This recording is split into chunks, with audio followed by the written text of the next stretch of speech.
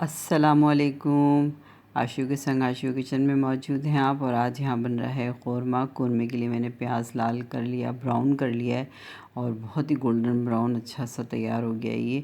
अब मैं इसे प्लेट में निकाल लेती हूँ ताकि ये मैं बाद में दही में मिलाकर इसे चूरा करके दही में मिलाऊंगी और फिर जब गोश्त गल जाएगा उसमें शामिल करूंगी। और अब इस ऑयल के अंदर मैं गोश्त डालूंगी ताकि उसे मैं अच्छी तरह से भून लूँ। बस गोश्त को अच्छी तरह से आप इसमें डालकर भून लें।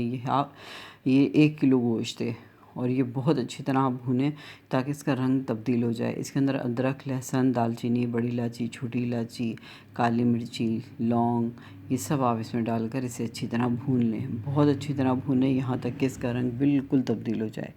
अब हम इसे अच्छी तरह भूनते जाएंगे। ये देखिए, और इस वक्त इतनी प्यारी खुशबू आती है जब आप गोश्त को भून रहे होते हैं। ये गोश्त भुन चुका है मेरा, ये देखें इसका रंग तब्दील हो गया ना। अब मैं इसमें पानी डालूँगी 1 जग और 1 घंटे के लिए गोश्त को गलने छोड़ दूँगी। 1 घंटा नहीं बल्कि मैंने 40 मिनट्स के लिए छोड़ दिया था। ये देखिए ये गल गया, बिल्कुल नरम हो गया गोश्त। अब मैं इसके अंदर जो मैंने मसाले रखे हुए थे, लाल मिर्ची 1.5 चम्मच और सूखा धनिया और सौंफ, ये इसमें मैं शामिल कर लूँगी और शामिल करके इसे अच्छी तरह से मिक्स करूँगी। मिक्स कर लेने के बाद ये देखिए आप अच्छी तरह से भुन गया, तैयार हो गया ये।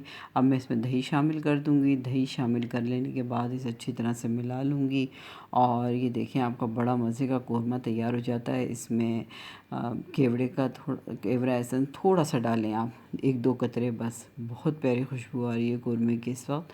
और क़ोरमा डालते वक्त, क़ोरमे में जो केवड़ा डालते वक्त मेरी जो वीडियो थी वो स्किप हो गई है।